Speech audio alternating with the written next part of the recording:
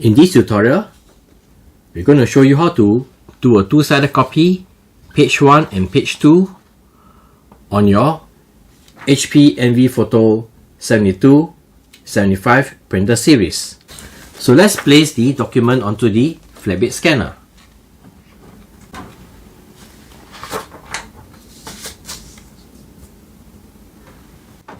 From the control panel, select Copy. Select Document. For two-sided copying, we'll select 1 to 2-sided. And we will print in color.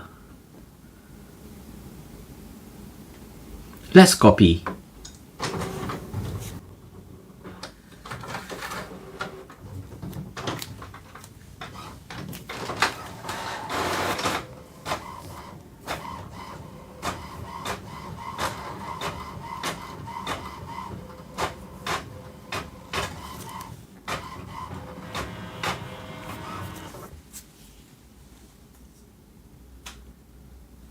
So on the control panel, it is asking us to place the second page on the scanner glass.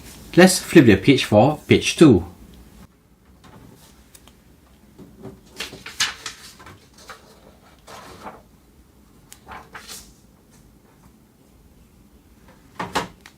Let's touch OK on the control panel.